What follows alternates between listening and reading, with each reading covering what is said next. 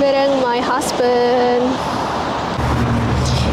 Ini kita mau jalan ke stasiun dan jarak dari rumah ke Lilydale Lake itu sekitar 1 jam pakai kereta. Ya lumayan lah. Akhirnya sampai di stasiun. Ini di sini ada station buat ngisi Myki. Untuk dapetin kartu baru atau untuk ngisi juga bisa di sini.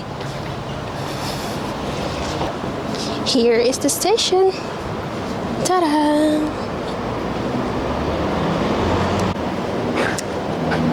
Kita lihat dulu, ini 3 menit lagi ke Lilydale. So, let's go!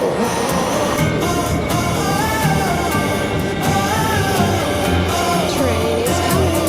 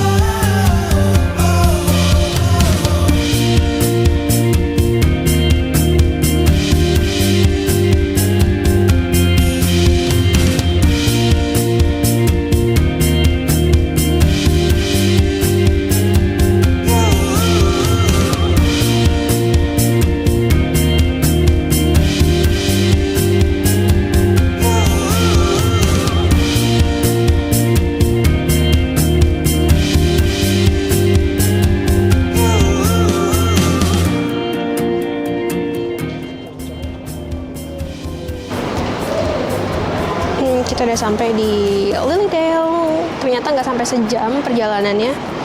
Deket banget ternyata, guys. Let's go.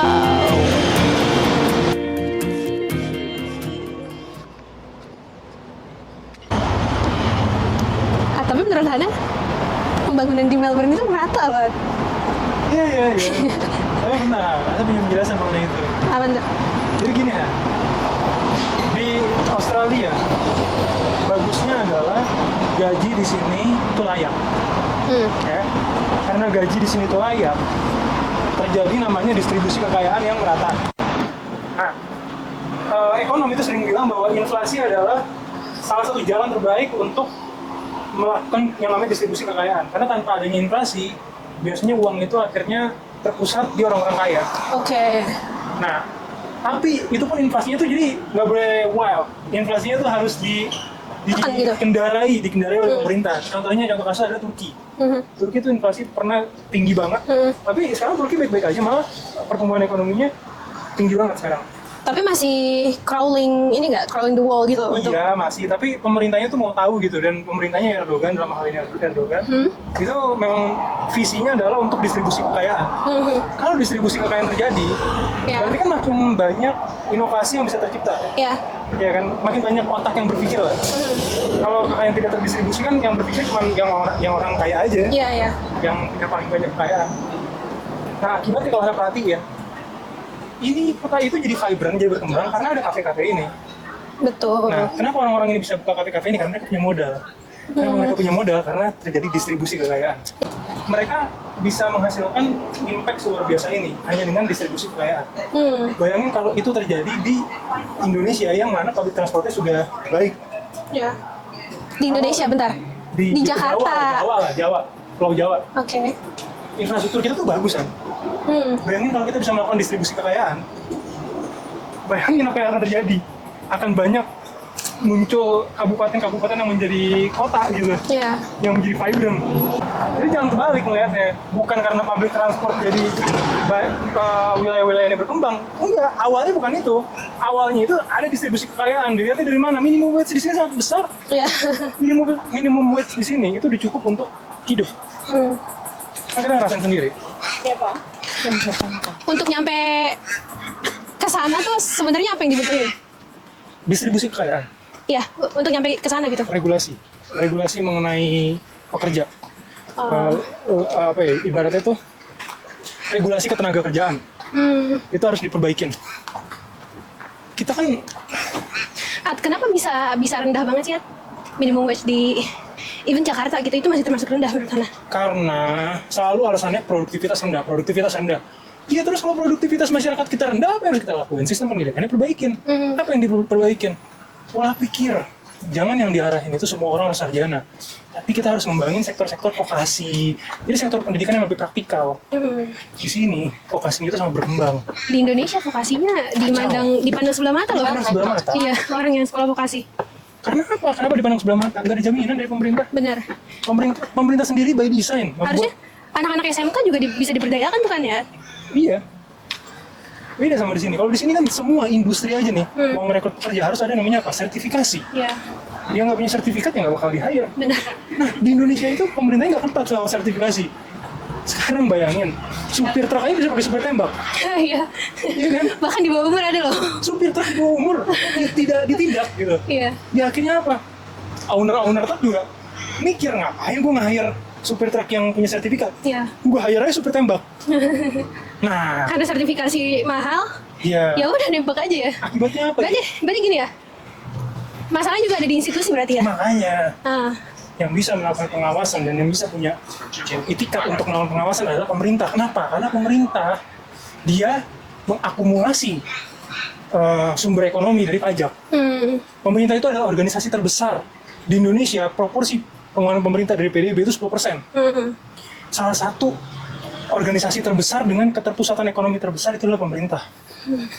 Harusnya pemerintah dengan segala otoritasnya bisa membangun sebuah sistem pengawasan yang baik, sistem monitoring yang baik, sistem Iya, evaluasi oke. yang baik. Berarti core problem itu ada di institusi. Institusinya, makanya kan Daran Akemoglu bilang, apa tesisnya Daran Akemoglu dalam bukunya Why Nation Fail? Apa tuh? Jawaban dari Why Nation Fail adalah institusi.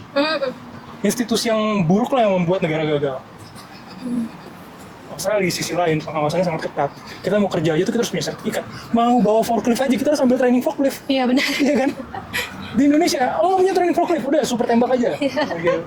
Nggak informal banyak. Kalau di Indonesia learning by doing kan? Nah makanya. Kebanyakan gitu.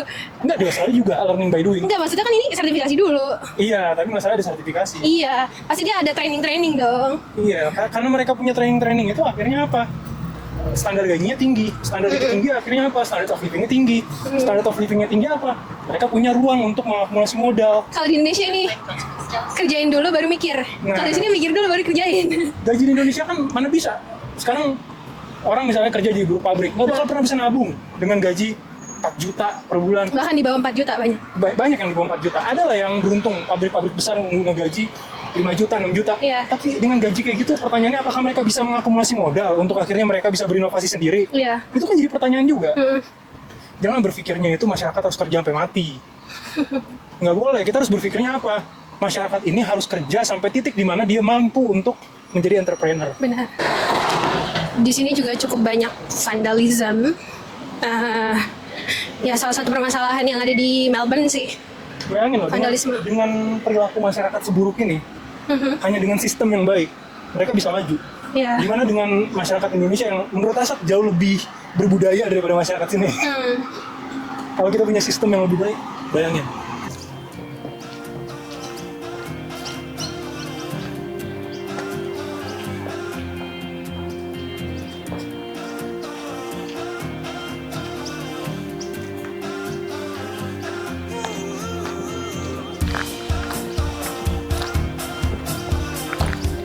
Yeay, sampai di Little Lake.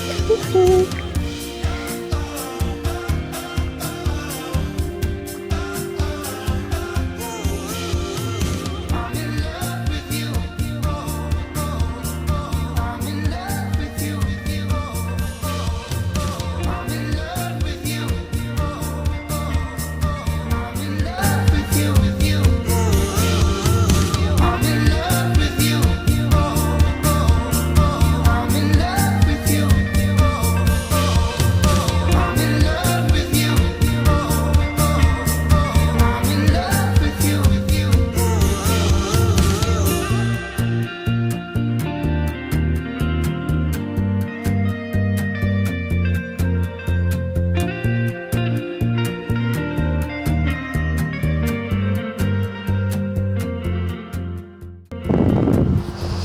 Now we're heading back home. Tapi sebelum balik gue pengen kelilingin this like side dulu. Fasilitas yang ada di taman ini adalah barbecue di publik. Jadi hampir semua taman, tapi nggak semua taman ya setahu gue, itu ada fasilitas untuk barbeque-nya bareng sama teman-teman, sama keluarga, dan ini bebas untuk dipakai. Yang kita bawa adalah hanya equipment-nya aja gitu, kayak aluminium foil maybe, terus capitan, daging-dagingan of course. Untuk gas dan perapiannya itu udah disediakan di alat ini.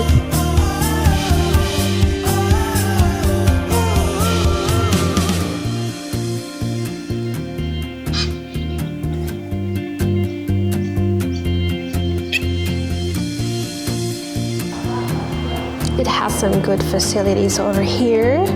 Toiletnya juga bersih guys di taman.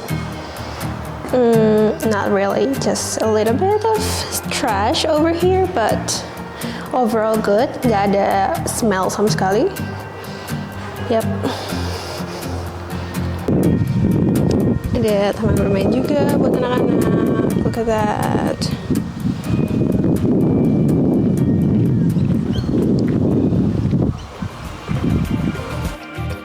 So ya teman-teman, it's a wrap. Segitu aja dulu. Semoga bermanfaat. Jangan lupa like and subscribe. And see you on the next video. Bye!